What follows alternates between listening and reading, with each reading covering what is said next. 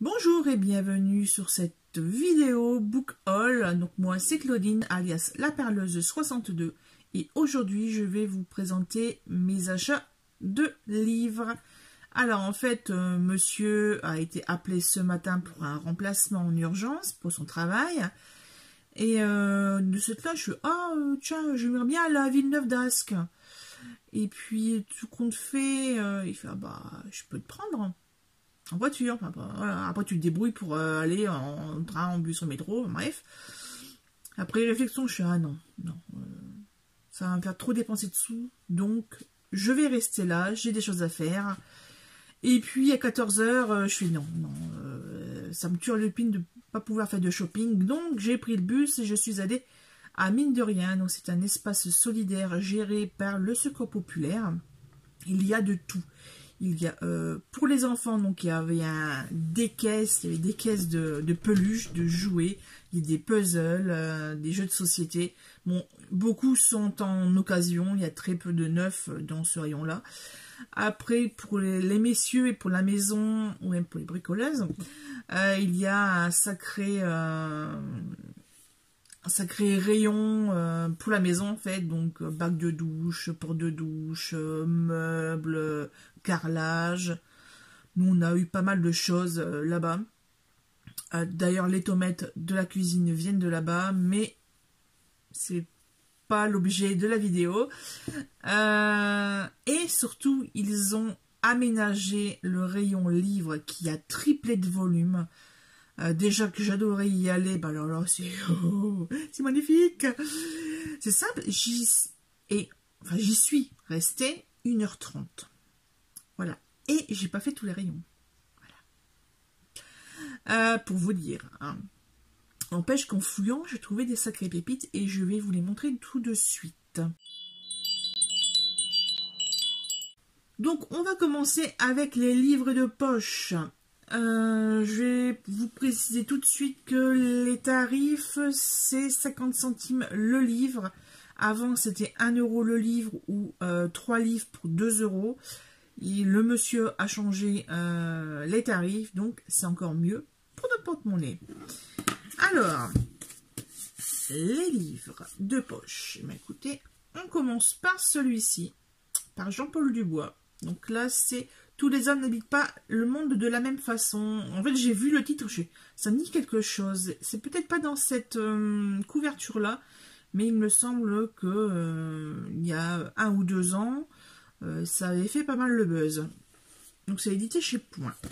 Ensuite, j'ai pris pas mal de choses en policier, vous allez le voir, de toute façon. Donc là, on va commencer par le premier. C'est un peu mélangé, un roman classique, essai ou ce genre de petites choses. Donc là, c'est Elisabeth Brundage, dans les angles morts. Je vais y arriver. Ah, celui-ci très connu. J'ai vu la tranche. Alors, voilà, j'ai de la lumière juste ici, donc c'est un peu compliqué pour pas que ça brille. Julien Sandrel, Les étincelles. Je vous fais pas les résumés puisque en fait la plupart sont connus et puis je ne les ai pas encore lus, donc je ne peux pas vous le dire. Est-ce que c'est un Mary Higgins Clark? Il me semble que celui-ci je ne l'ai pas. Non, celui-là je le garde à la fin puisque j'ai trouvé à la fin. Un autre thriller qui me plaît bien. Tu me plais justement. Ouais, un petit thriller, il est vraiment très très fin. Je vous dis un peu le nombre de pages. 185 pages et c'est de Jacques Expert. Et j'ai vu le nom, j'ai déjà entendu plein de fois chez Séverine de Il est bien ce livre, donc je prends. Ici on a Monsieur Slocombe, Romain Slocombe. Alors c'est un nom qui me dit quelque chose, je ne sais plus. Parce que ma liste sur mon téléphone n'était pas à jour. Donc je suis bon, allez, 50 centimes, de toute façon, j'ai pris. Voilà. Donc là, c'est l'affaire Léon Sardowski. Là, je vais vous le dire, il est court. Depuis que les nazis occupent Paris, l'inspecteur Léon Sardowski coffre les juifs pour les expédier à Drancy tout en empochant les pots de vin. Super, monsieur l'inspecteur. La Gestapo l'arrête et le transfère à Berlin pour une série d'interrogatoires dignes de Kafka. Le but des Allemands, en le terrifiant, en faire leur agent et lui confier une mission spéciale. J'arrête là l'extrait de la 4e. Je ne veux pas en savoir plus. Ah oui, un petit thriller. Alors celui-là, le titre m'a bien interpellé. Donc c'est une rentrée littéraire, c'était au mois de septembre, mais bon, de Christine Arnauty. Alors ici, le personnage principal de ce roman violent, tendu, énigmatique, plein d'un humour cruel, est un éditeur parisien. Un homme apparemment paisible, il ne l'est pas. À la toute jeune femme qui lui apporte le manuscrit de son premier roman, l'éditeur, au bord de la faillite, répond que les lecteurs préfèrent les enquêtes sur des faits divers bien sordides et surtout les confessions de vedettes évoquant de préférence les drames de viol et d'inceste. Bref, je pense que... Attendez, hop. On peut évoquer une atmosphère à la Hitchcock, mais le monde noir et inquiétant de Christine Arnauty est éclairé par des éclats de rire. Ce roman passionnant s'adresse à un public avide d'évasion qui peut aussi se faire, grâce à ce miroir grossissant, une idée d'un certain milieu littéraire parisien. Bah écoutez, franchement, j'ai hâte de le lire. Il y a du suspense, on va parler des dessous des maisons d'édition, et ça, bah, c'est très intéressant, à mon sens. Ici, Peter Robinson, Saison sèche. Donc c'est un policier, une enquête de l'inspecteur Banks. Alors, il va falloir que je regarde sur Livre Addict ce qui se passe. Alors, un été torride frappe le Yorkshire. Asséché, le lac artificiel révèle les ruines du village englouti de Hobbs End. C'est là que le jeune Adam, fasciné par ce fantastique domaine d'aventure, fait une découverte macabre. Les os d'une main humaine recouverts d'une croûte terreuse. Ouh, ça me donne la chair de poule. Ah, et enfin, je pense que c'est tout niveau. Ouais, ça devrait être bon au niveau des policiers thrillers. On va finir avec le maître de l'horreur. Vous avez reconnu Stephen King. J'en ai qu'un de Stephen King, c'est 22-11-63.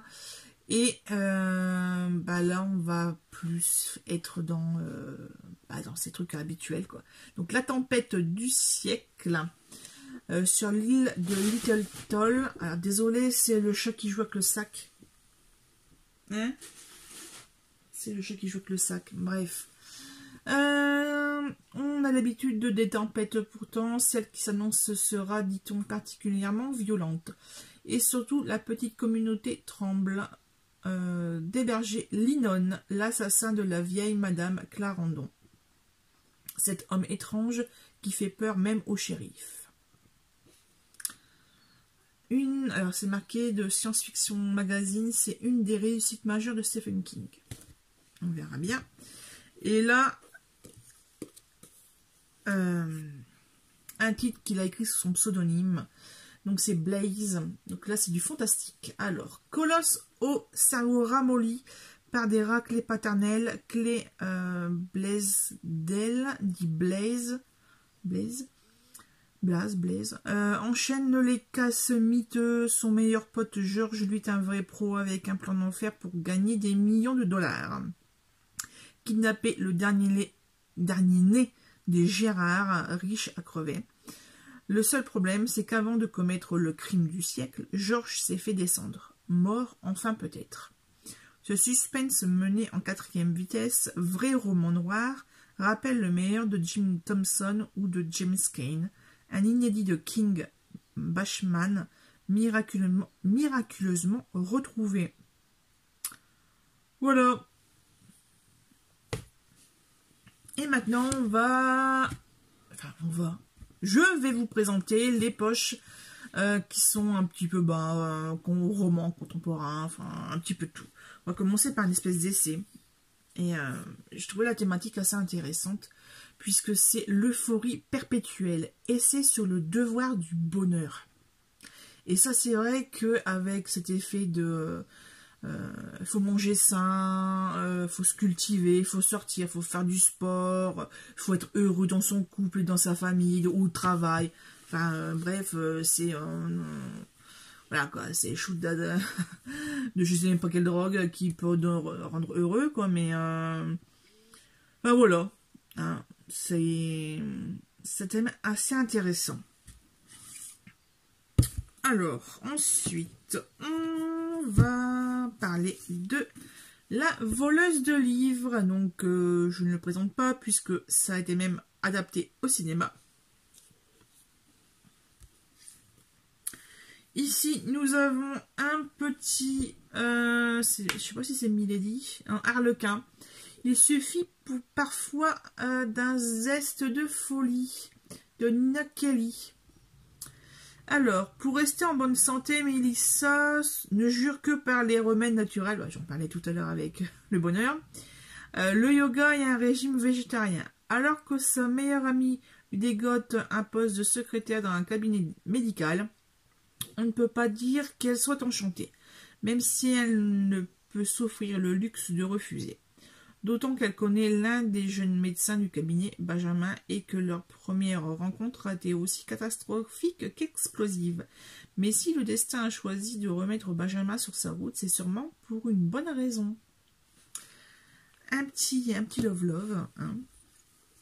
Alors là, on va voir, après la rencontre, eh ben, cruauté conjugale de Damien Owens.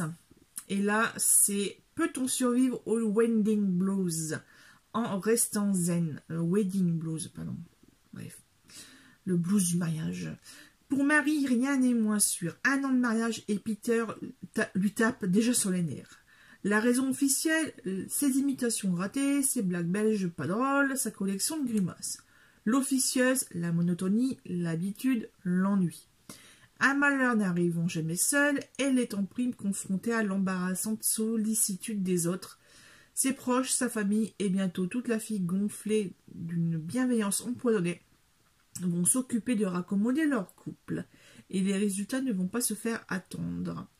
Un vaudeville à l'irlandaise, moderne et décalé sur la crise du couple et ses dégâts collatéraux. Ça m'a l'air, mais juste jouissif. Je vous remets un peu la couverture ici. Donc c'est édité chez 10-18. Et je pense qu'il doit dater un peu vu le design. On va voir ça tout de suite. Ouais, et édité, traduction française Belfond en 2004. Donc il a plus de 15 ans. Ah, alors là, c'est inconnu. Je me suis dit, je sais qu'il n'est pas très bien noté. Voilà. Je suis bon, allez, c'est pas grave. Moi, je l'ai jamais lu. Donc, je vais le prendre. Il est en bon état. Relativement bon état. Hein. Il est un petit peu corné là sur les côtés. Bref. Et devant aussi, mais le restant, ça va encore. Ceci. Donc, la disparition de Stéphanie, ma meilleure. Mais ouais, meilleure. De Joël Dicker. Voilà. Je ne connais pas je ne connais pas cet auteur au niveau des livres. J'ai vu la série avec Patrick Dempsey de l'affaire Harry Kéber, mais ouais non, le reste, même le livre de Baltimore, etc. Je l'ai pas lu. Je vais commencer ma petite collection. Hein, j'en ai quelques-uns en e-book, donc normalement je vais pouvoir commencer tranquillement. Mais bon. Et alors celui-là c'était vraiment à l'arrache avant de partir. Je l'ai vu en fait, je finissais de regarder un peu les New Romances et puis je vois, je prends London and Shay, le premier tome, puisque c'est un tome que je cherchais, les Brittany c'est Cherry. Et d'ailleurs je suis bien contente, je vais pouvoir le retirer de ma liste d'envie d'Amazon, donc là je suis très contente. Et ouais, j'ai hâte de lire. J'ai vraiment hâte de le lire. Au niveau New Romance, en fait, c'était à côté de ça. En fait, c'était rangé comme ça. Genre, il est gros, lui. Et Magreen, je vais regarder. PS, oublie-moi. Alors, à voir si c'est un intégral, vu le machin, ouais. Histoire intégrale. Alors, peut-être qu'il y a eu plusieurs tomes et qu'ils ont tout mis ensemble, je ne sais pas. Enfin, bref. Me voilà l'heureuse propriétaire de Emma Green. Il y en avait d'autres aussi, mais on va commencer par un déjà. La tranche, ah si, la tranche est cassée à 2 endroits. C'est dans les collections addictives. Donc là, en fait, c'est pas comme un poche, un poche, voilà. Vous voyez, c'est un petit peu plus petit. Plus grand, pardon. Plus grand qu'un poche. Donc ça, je le mets sur le côté. Et celui-ci est juste quasiment neuf. Hein, ouais, neuf. Il n'y a pas de 4e du couve. C'est diffusion seuil et coûte normalement 20 €. Je ne sais pas si vous allez lire le titre. C'est Géométrie d'un rêve de Hubert Haddad. Ah, s'il y a une tache devant, zut, j'avais pas vu. Hop, voilà, il y a la tache ici. J'essaierai de l'enlever avec une gomme. Ouais, non. En tout cas, c'est très espacé. C'est très, très beau à l'intérieur. Parce que j'en ai d'autres. Je voulais les prendre. Franchement, je voulais les prendre. Et quand j'ai vu comment c'était écrit à l'intérieur, mais... Ah, tout collé, tout collé. C'était une horreur. J'ai des marges énormes et c'était écrit tout petit. Alors, tout petit comme ça, et toutes les lignes étaient vraiment quasiment les unes sur les autres, en fait. Voilà. Et là, je vais vous montrer les grands formats. J'en ai pris que 4, puisqu'en fait, ben, je remplissais mon sac, je remplissais. Et puis, à un moment donné, ben, déjà, l'une, c'est lourd, c'était prêt à craquer. Et puis, ben, il faut passer à la caisse après. Voilà. Donc, il y en a que j'ai remis. Là, les éditions Françoisière, par exemple, je les ai rangées. Déjà parce qu'elles étaient un petit peu tordues, voilà. Certains avaient les pages tachetées, donc là, je suis mort. J'essaye d'éviter de prendre des livres qui ont les pages tachées, d'humidité ou autre. Hein. Et bon. Alors, le premier, franchement, c'est pas dans mes habitudes, mais j'en entends tellement parler que c'est bon, je le prends. Je verrai enfin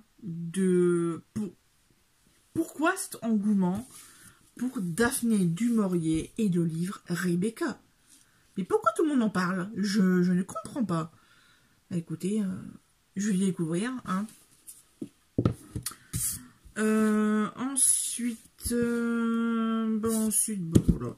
Après, un autre que j'ai trouvé dans les thrillers. Et il me semble que c'est soit Séverine, soit Piketty Booking qui en a parlé, même peut-être d'autres personnes. Il faut que je regarde de mon cahier de lecture, mon carnet de lecture en fait. Là où je note les livres qui m'interpellent quand je regarde des vidéos. Bon, ça fait longtemps que je ne suis pas mis à jour. La seconde épouse. Franchement, ce titre me dit trop quelque chose. La couverture également. Pas le nom de l'auteur, hein, Rebecca Flair, Flay, tu vois, bref. Et ouais, en fait, ben, c'était trop tentant. Donc, je vous lis un petit peu les quelques phrases. Quand Alex a rencontré Nathalie, celle-ci a changé sa vie. Après la mort tragique de sa première femme, avec qui il a eu une fille, Jade, à présent adolescente, il est déterminé à former de nouveau une famille unie. Mais son bonheur naissant se brise lorsque sa maison est ravagée par les flammes.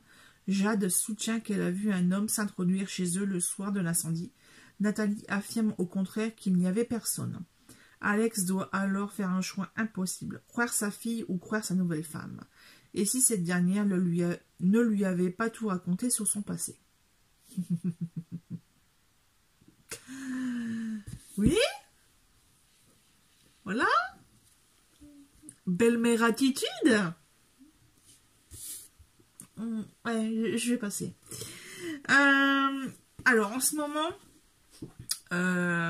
moment, si vous regardez mes vlogs, je vous ai parlé que au mois d'octobre, il me semble, j'ai vu le film Colette avec Keira Knightley. Et en fait, mon prénom étant Claudine, la référence à Claudine à l'école, la maison de Claudine, bref, la quadrilogie. Et de cette là, ben, j'ai trouvé des livres, justement, mine de rien, le mois dernier, il y a une dizaine de jours, je crois. Je les ai pris. Et puis, j'ai trouvé ceci. Et je me suis dit, tiens, c'est sûrement, d'après ce livre, qui ont... Voilà, enfin, en tout cas, ce livre a dû être utilisé pour créer le film, en fait. Donc, c'est Colette, mes vérités, entretien avec André Parino. Et c'est aux éditions Écriture. Et je vais regarder la date d'édition. Édition 1994-2014. Donc c'est une réédition, ce truc-là. Le présent ouvrage constitue une version revue et augmentée du livre paru en 1994 aux éditions Écriture. Et ben parfait. Parfait, parfait. Allez, on a fini ce book haul avec celui-ci. Le Club des Tricoteuses de Kate Jacobs. Voilà, donc c'est une histoire extraordinaire selon Marie-Claire, le magazine. Donc c'est le Club des Tricoteuses d'une vie à l'autre. Alors, je vous lis un petit peu la quatrième. Elles sont sept femmes de 18 à 78 ans qui forment le Club des Tricoteuses. Tous les vendredis soirs, elles se retrouvent pour tricoter et parler d'elles. Alors que les vacances d'hiver approchent, leurs vies sont sur le point de changer. Il y a par exemple Anita qui renoue avec sa sœur et s'apprête à se marier malgré l'opposition de sa famille. Dakota, elle, tente de reprendre goût à la vie après un décès. Et puis il y a Catherine. Est-elle prête à s'engager dans une nouvelle voie? À la fin de ces soirées, des liens se tissent, des amitiés se nouent. Au fur et à mesure que les membres du club tricotent, elles dévoilent leur joie, leur bonheur et leurs difficultés, pour au final essayer de transformer leur vie et se rapprocher de leurs rêves. Bah écoutez, ça a l'air d'être pas mal, ça. Hein, ça a l'air d'être pas mal. Donc voilà tout. On a au total 22 livres, il me semble. 22 livres. Et oui, parce qu'en fait, j'ai payé 10 €. Et le monsieur m'a fait cadeau des 2 derniers. Donc voilà. Donc voilà, je suis bien contente de mes achats. Maintenant, il faut que je mette à jour mon listing sur Excel. Avec aussi les achats que j'ai fait la semaine dernière. Et voilà, tout simplement. D'ailleurs, je vais peut-être vous mettre des photos en fin de vidéo. Pour vous montrer un peu ce que j'ai acheté aussi, hein, si vous n'avez pas vu. Bref, sinon, qu'est-ce que je peux vous dire d'autre? Eh ben, rien, voilà. Alors, tout ceci, c'est parce qu'en fait, il n'y a plus de marché aux puces. Et que moi, mes livres, je les achète 90% du temps en marché aux puces. Pareil, tout ce qui est Easy Cash, Leclerc Occasion, c'est bien, mais ça reste un petit peu cher. Selon les titres, c'est vrai que quelquefois, ben, quand c'est trop récent, voilà, on peut faire des bonnes affaires. J'ai fait des bonnes affaires pour Rendez-vous avec le mal, le meurtre, le mystère, etc. Enfin, les détectives du Yorkshire, de Julia Chapman. Et j'ai trouvé aussi des Agatha Raisin. Enfin, c'est vrai que des fois, on trouve des pépites. Et parfois, ben, écoutez, non. Donc voilà. Sur ce, merci d'avoir regardé cette vidéo. J'espère que mes achats vous ont fait languir. Si vous avez des avis sur certains livres, envie de le lire, ou déjà lu, ou lu en bien ou en mal, hein, voilà. Écoutez, n'hésitez pas à mettre tout ceci par commentaire. Et puis, nous, on se retrouve dans les vlogs, comme d'habitude.